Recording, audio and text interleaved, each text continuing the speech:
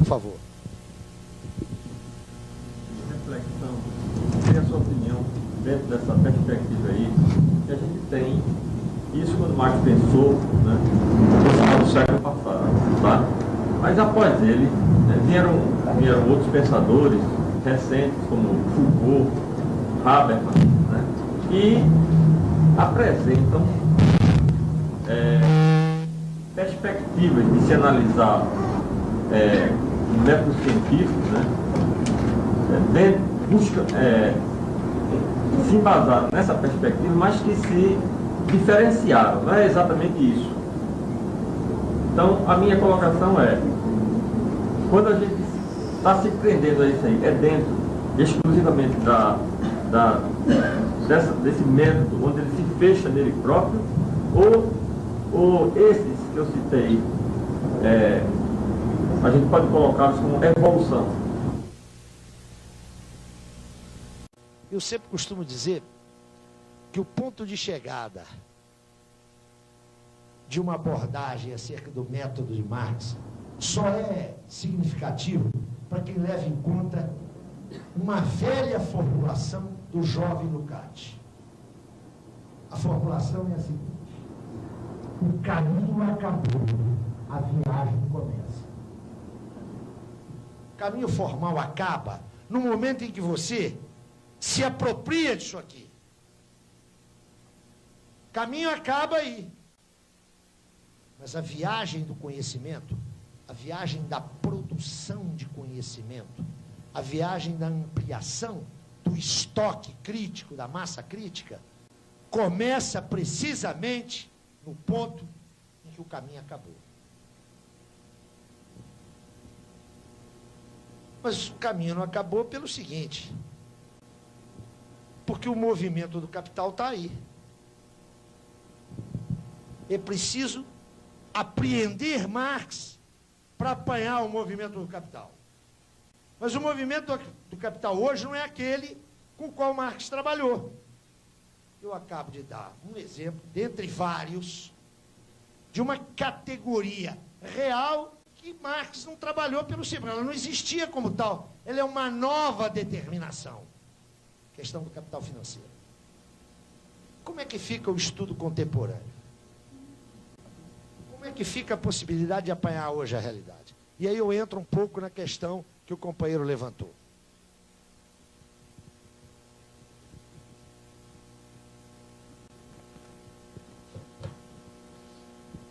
Com quem Marx conversou no seu tempo?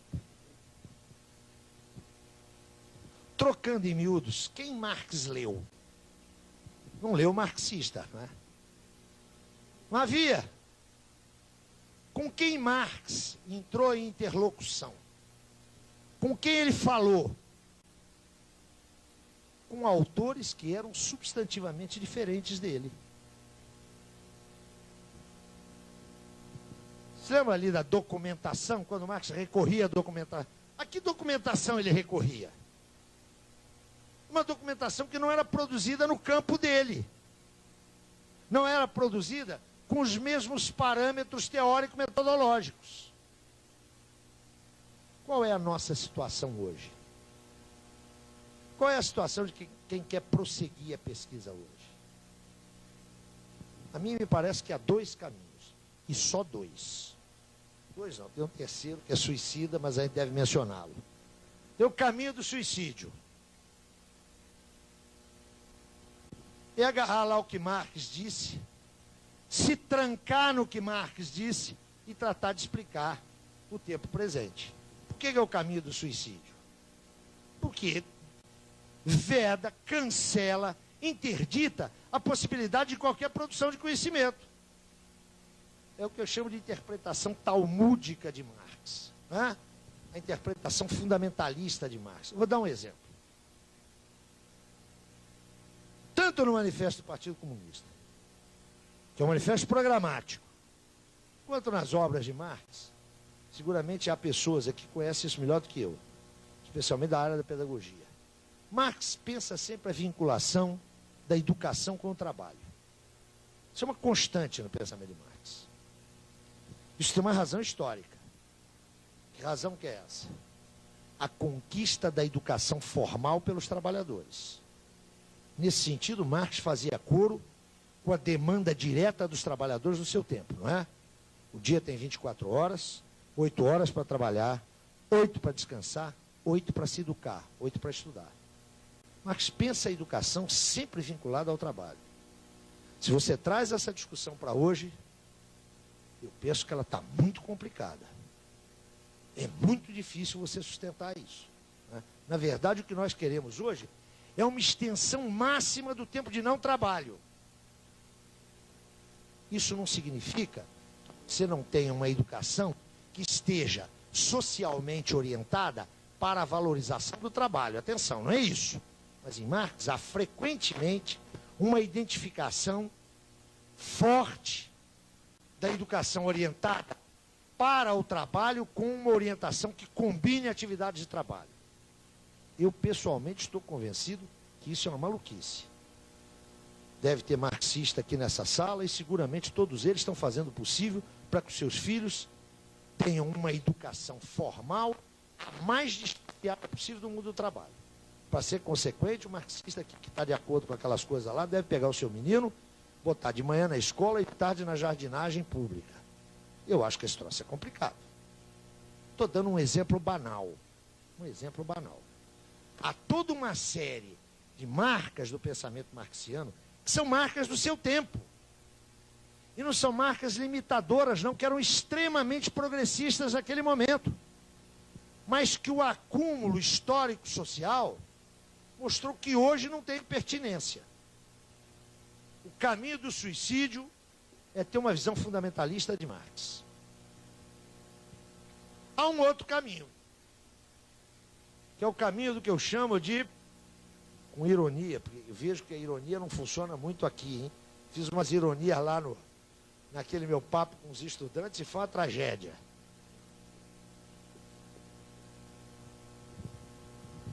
É o chamado marxismo aberto, né? Heterodoxo. É muito engraçado, né? Valoriza-se muito a heterodoxia num tempo em que a Inquisição acabou. Hoje não há nada de mais agradável do que ser heterodoxo. Claro, não tem custo nenhum, né? Hoje, ser heterodoxo é up to date. É o dernier cri da intelectualidade independente. O marxismo ortodoxo é dogmático, fechado, cerrado em si. Então, vamos nos abrir às influências de todos os ventos do pensamento. Esse marxismo aberto é aquele que, em face, por exemplo, de um Habermas, me diz o seguinte: eu não tenho um tratamento exaustivo na tradição marxista daquilo que Habermas chama de razão comunicativa. Não tenho. Isso é verdade? É verdade. Ora, já que eu não tenho, e Habermas é um pensador indiscutivelmente do espectro político progressista, que todo mundo sabe que é, Habermas é um democrata, embora tenha sido, em 68, um dos caucionadores da ideia de fascismo de esquerda, né? Não sei se vocês sabem disso. Em 68 explode a crise universitária e aquele libertário, que era o Adorno, chama a polícia para os estudantes. Habermas, sem fazer uma defesa explícita de Adorno, diz que naquele momento havia um fascismo de esquerda. Eu acho isso, no mínimo, complicado. Mas, independentemente desse episódio, a trajetória de Habermas é a trajetória de um democrata e de um democrata progressista. Nunca foi fácil ser democrata na chamada República Federal da Alemanha. E Habermas sempre foi. Como Habermas tem essa discussão elaboradíssima, eu não tenho essa discussão na tradição marxista, está resolvido o meu problema. Eu incorporo Habermas. Não há na tradição marxista, pelo menos eu não conheço, a gente tem que levar em conta aí a minha ignorância, uma discussão sobre os universos concentracionários, suas lógicas específicas. Parece claro que Foucault tem uma contribuição a esse respeito. Como eu não tenho isso na tradição marxista, eu incorporo. Eu não tenho uma discussão específica sobre a cultura do espetáculo. A tradição marxista não enfrentou como tal, pelo menos até final dos anos 50, princípios dos anos 60, hoje isso já existe, é preciso situar isso historicamente. Eu não tinha uma elaboração marcada sobre a indústria do lazer e a cultura do espetáculo. Eu vou lá no Guy Debord, ele me dá isso. Eu posso multiplicar isso. O resultado disso aqui é uma salada eclética que atende a todos os gostos. Eu diria que essa é a moda contemporânea acadêmica, universitária. É aquela perigosa lógica que orienta um personagem de Molière, Monsieur Jourdain. Je prends mon bien ou je le trouve. Eu apoio aquilo que me interessa onde eu o encontro. Do ponto de vista da elaboração teórica, isso apresenta os maiores problemas. Uma incorporação acrítica, e a crítica aqui, atenção, é naquele sentido lá original, dos fundamentos. É uma incorporação acrítica que conduz a vários estratos de naturezas teóricas e epistemológicas, às vezes até excludentes. Não são apenas diferentes, são excludentes. Penso que, se esse aqui é o caminho do suicídio, esse aqui é o do sucesso imediato e prático, mas que não conduz a uma ampliação, em absoluto, não conduz a uma ampliação de massa crítica de forma sistemática e coerente. Mas atenção, tem um suposto aqui no que eu estou falando.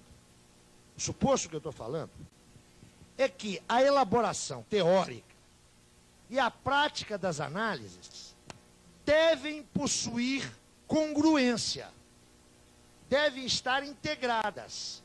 Esse é um suposto que nem todas as proposições teóricas põem. É um suposto, por exemplo, alheio à preocupação pós-moderna.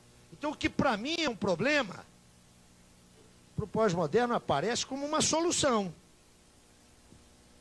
Penso que esse caminho aqui, que conduz ao ecletismo, é um péssimo caminho teórico. Há uma terceira solução, que não é uma solução de meio termo, hein? Atenção, é outra solução.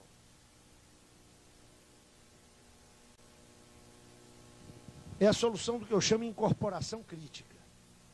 Comecei dizendo que Marx lia quem? Marx não lia os seus iguais. Marx lia não só os diferentes, mas os seus antagonistas. Notem, não só os diferentes, mas os seus antagonistas. Eu estou convencido, eu, Zé Paulo, estou convencido.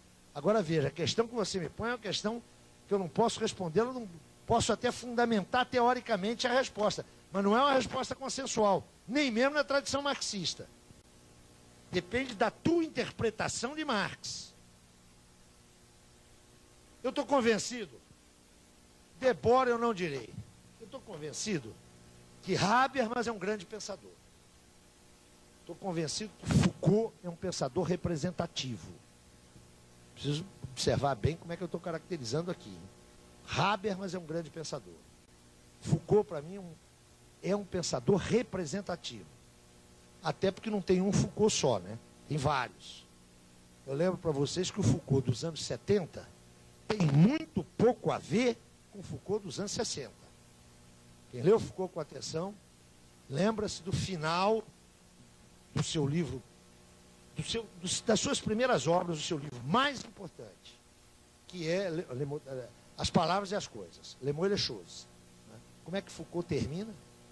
Termina dizendo o seguinte: a tarefa das ciências humanas não é encontrar o sujeito, é dissolver o sujeito. O Foucault dos anos 70 está encontrando o sujeito em tudo enquanto é canto, né? É um outro Foucault. Acho que Foucault é um pensador representativo. Habermas É um grande pensador. Mas, acho que esse é um dos problemas da nossa formação. Quando a gente lê bem Nietzsche, sobra pouco o trabalho de Foucault, né? Foucault é impensável sem Nietzsche. Mas eu não tenho nenhuma dúvida de que Habermas e Foucault, com estatutos diferentes, são interlocutores importantes. O que eu vou fazer com eles?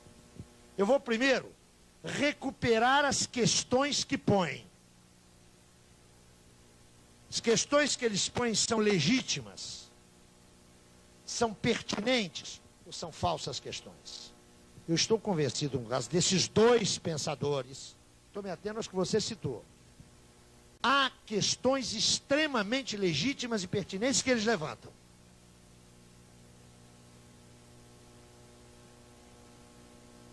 Reconhecida a pertinência e a legitimidade das questões, me cabe incorporá-las. Outra coisa é incorporar as respostas que eles dão. Aqui, ó, olha aí para cá, se incorporam as questões e as soluções dadas. Aqui se incorporam as questões e eu devo procurar respondê-las com os recursos heurísticos que eu tiver. Se não tiver, eu tenho que criá-los. Não se trata de incorporar as suas respostas. Não sei se me faço entender. Isso implica o quê? Um diálogo constante com esses pensadores, mas, ao mesmo tempo, uma crítica constante às soluções e mesmo às questões. Pode ocorrer... Deixa eu ver se eu não vou dizer nenhuma besteira aqui agora, tem que pensar um pouco. Quantas questões eu não tenho dúvida nenhuma. Desses dois pensadores, eles colocam questões pertinentes. Eu acho que um dos grandes... Iane, meu querido mestre, sempre costumava dizer, olha, o problema de boa parte dos marxistas é que eles só leem marxistas. Essa crítica do Iane me parece inteiramente pertinente, não é? Você tem que ler o que é diferente, caramba. Porque é um pressuposto no conhecimento, na produção de conhecimento, né? Que é o pressuposto de que o oponente pode ter razão. Se você fecha isso, se você acha que o seu oponente ou o seu diferente, a partida não tem razão, aí não há discussão teórica. É impossível o avanço teórico. Então, o primeiro trabalho é, eu tenho que ler Habermas e lê-lo bem. Segundo trabalho, se eu não quiser entrar nessa incorporação aqui, eu tenho que estabelecer a crítica dele. Não sei se clarifico o que penso disso. Agora, é claro que é muito fácil você falar isso aqui, né? O complicado é fazer. Nós estamos aqui num domínio muito prescritivo. O domínio do que deve ser. Agora, como é que você faz isso? Quero lembrar uma coisa para vocês. E no caso destes dois, isso é verdade. Embora Foucault recusasse claramente o que eu vou dizer aqui agora, né? Eu falei de provocação para Marx, não é só para Marx, não, para mim também. Existe doido, existe doença mental. Foucault não ia coçar os cabelos porque ele não os tinha, era careca, não é? Mas ele de cara ia dizer que isso aí é o exemplo de um autoritarismo que vai favorecer uma sociedade disciplinar. Mas tudo bem. Nenhum desses dois está naqueles casos extremos que nós mencionamos, não é? Nenhum dos dois é um falsário de ideias, pelo contrário, eram pensadores subjetivamente sinceros, e nenhum dos dois era louco. Logo, a sua elaboração deve traduzir algo de realidade. O que me cabe é encontrar isso. Agora, é claro que isso é difícil. Isso é a prática da construção teórica, que é sempre elaboração crítica. Eu estou aproveitando o gancho da pergunta dele para dizer algo que a mim me importa mais. Quer dizer o seguinte: se Marx só nos deixou aquilo, aquela monumental revolução, qual é o meu papel hoje? Eu diria que o meu papel é esse aqui, ó. O meu não é do Zé Paulo, não, né? O meu é do pesquisador. Eu tenho que entrar em interlocução com os outros acerca do problema que eu estou estudando. O que disseram? Qual é a massa documental existente? Submeter essa massa documental à crítica e fazer análise de processo real.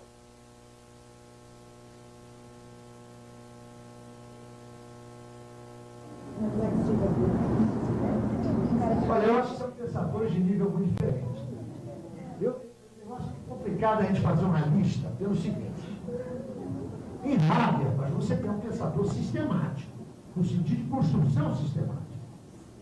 No segundo Foucault, que é o qual eu estou me atento aqui, essa preocupação não existe. Nesse sentido, eu estou convencido, inclusive, que Foucault, e essa é a interpretação contestável, mas Foucault abre claramente o caminho aí para os pós-modernos. Bourdieu é uma outra tradição, né?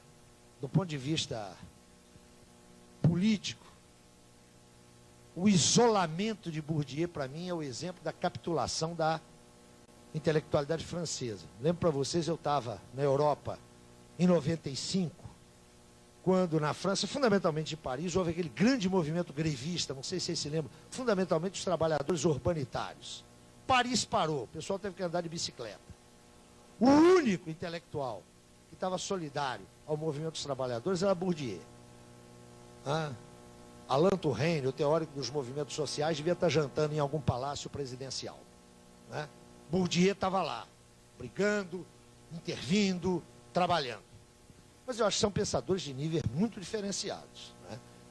Em Habermas você encontra uma construção sistemática, que eu penso que é extremamente importante, malgrado o seu visceral ecletismo. Né? Pensador eclético da cabeça aos pés. Bourdieu é um pensador, eu diria, mais congruente, mas é um pensador, e nisso aqui não vai nenhum juízo de valor, é uma constatação. É um pensador que não tem o porte, nem a pretensão de um Habermas. Eu diria que isso vale para todo mundo, hein? Vale para todo mundo. Desde contribuições mais sistemáticas a contribuições mais pontuais. Eu diria que aqui ó, o trabalho da vigilância crítico-epistemológica e teórico-sistemática é fundamental. E eu diria que é dificílimo você guardar essa tradição. Porque essa tradição demanda um rigor e demanda um compromisso de coerência teórica, que eu diria que é cada vez menos favorecido no mundo contemporâneo.